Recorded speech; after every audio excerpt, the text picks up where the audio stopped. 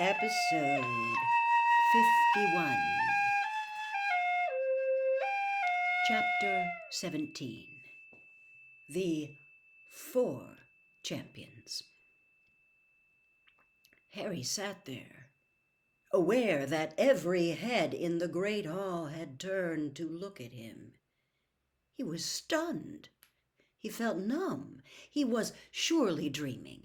He had not heard correctly. There was no applause. A buzzing, as though of angry bees, was starting to fill the hall. Some students were standing up to get a better look at Harry as he sat, frozen in his seat. Up at the top table, Professor McGonagall had got to her feet and swept past Ludo Bagman and Professor Karkaroff to whisper urgently to Professor Dumbledore, who bent his ear toward her, frowning slightly. Harry turned to Ron and Hermione. Beyond them, he saw the long Gryffindor table all watching him, open-mouthed. "I didn't put my name in," Harry said blankly. "You know I didn't." Both of them stared just as blankly back. At the top table, Professor Dumbledore had straightened up, nodding to Professor McGonagall. "Harry Potter," he called again. "Harry, up here, if you please." "Go on," Hermione whispered, giving Harry a slight push. Harry got to his feet, trod on the hem of his robes, and stumbled slightly. He set off up the gap between the Gryffindor and Hufflepuff tables. It felt like an immensely long walk. The top table didn't seem to be getting any nearer at all, and he could feel hundreds and hundreds of eyes upon him, as though each was a searchlight. The buzzing grew louder and louder. After what seemed like an hour, he was right in front of Dumbledore, feeling the stares of all the teachers upon him. "Well, through the door, Harry," said Dumbledore. He wasn't smiling. Harry moved off along the teacher's table. Hagrid was sat right at the end. He did not wink at Harry or wave or give any of his usual signs of greeting. He looked completely astonished and stared at Harry as he passed like everyone else. Harry went through the door out of the great hall and found himself in a smaller room, lined with paintings of witches and wizards. A handsome fire was roaring in the fireplace opposite him. The faces in the portraits turned to look at him as he entered. He saw a wizened witch flit out of the frame of her picture and into the one next to it, which contained a wizard with a walrus mustache.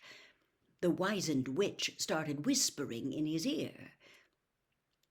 Victor Crumb, Cedric Diggory, and Fleur Delacour were grouped around the fire. They looked strangely impressive, silhouetted against the flames. Crumb, hunched up and brooding, was leaning against the mantelpiece, slightly apart from the other two. Cedric was standing with his hands behind him, staring into the fire.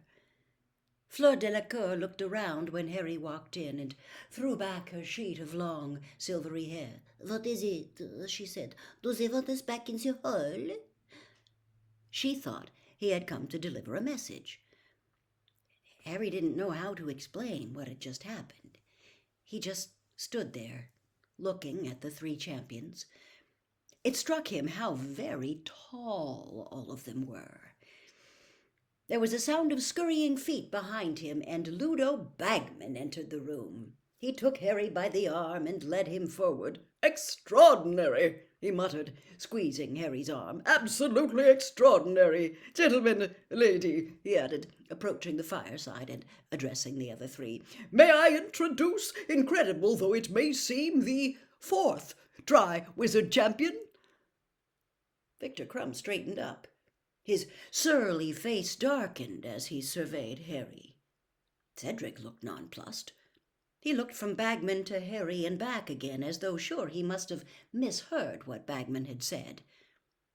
Fleur Delacour, however, tossed her hair, smiling, and said, "Oh, very funny joke, Mr. Bagman." "Joke?" Bagman repeated, bewildered. No, not at all. Harry's name just came out of the Goblet of Fire. Crumb's thick eyebrows contracted slightly. Cedric was still looking politely bewildered. Fleur frowned. But evidently there has been a mistake, she said contemptuously to Bagman. He cannot compete. He is too young. Well, it is amazing, said Bagman, rubbing his smooth chin and smiling down at Harry. But as you know, the age restriction was only imposed this year as an extra safety measure. And as his name's come out of the goblet, I don't think there can be any ducking out at this stage. It's down in the rules. You're obliged. Harry will just have to do the best he can. The door behind them opened again, and a large group of people came in. Professor Dumbledore, followed closely by Mr. Crouch, Professor Karkaroff, Madame Maxime, Professor McGonagall, and Professor Snape. Harry heard the buzzing of 100 students on the other side of the wall before Professor McGonagall closed the door. Madame Maxime, said Fleur at once, striding over to her headmistress, they are saying that this little boy is to compete also. Somewhere under Harry's numb disbelief he felt a ripple of anger. Little boy? Madame Maxime had drawn herself up to her full and considerable height. The top of her handsome head brushed the candle-filled chandelier, and her gigantic black satin bosom swelled. What is the meaning of this, Dumbledore? She said imperiously. I'd rather like to know that myself, Dumbledore, said Professor Karkaroff. He was wearing a steely smile, and his blue eyes were like chips of ice. 2 Hogwarts champions? I don't remember anyone telling me the host school is allowed 2 champions. Or have I not read the rules carefully enough? He gave a short and nasty laugh. C'est impossible, said Madame Maxime, whose enormous hand with its many superb opals was resting on Fleur's shoulder. Hogwarts cannot have 2 champions. It is most unjust. We were under the impression that your age line would keep out younger contestants, Dumbledore, said Karkaroff, his steely smile still in place, though his eyes were colder than ever. Otherwise, we would, of course, have brought along a wider selection of candidates from our own schools. It's no one's fault but Potter's, Karkaroff, said Snape softly. His black eyes were alight with malice. Don't go blaming Dumbledore for Potter's determination to break rules. He has been crossing lines ever since he arrived here.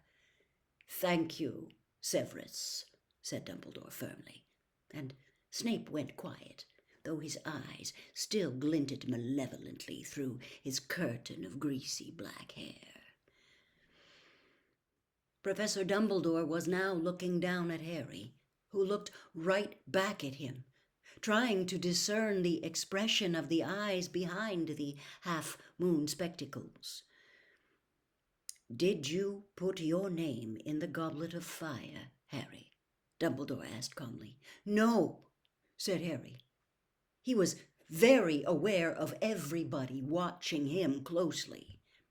Snape made a soft noise of impatient disbelief in the shadows. Did you ask an older student to put it in the Goblet of Fire for you? Said Professor Dumbledore, ignoring Snape. No, said Harry vehemently. Ah, but of course he is lying, cried Madame Maxime. Snape was now shaking his head, his lip curling. He could not have crossed the age line, said Professor McGonagall sharply. I'm sure we are all agreed on that. Dumbledore must have made a mistake with the line, said Madame Maxime, shrugging. It is possible, of course, said Dumbledore politely. Dumbledore, you know perfectly well you did not make a mistake, said Professor McGonagall angrily. Really? What nonsense!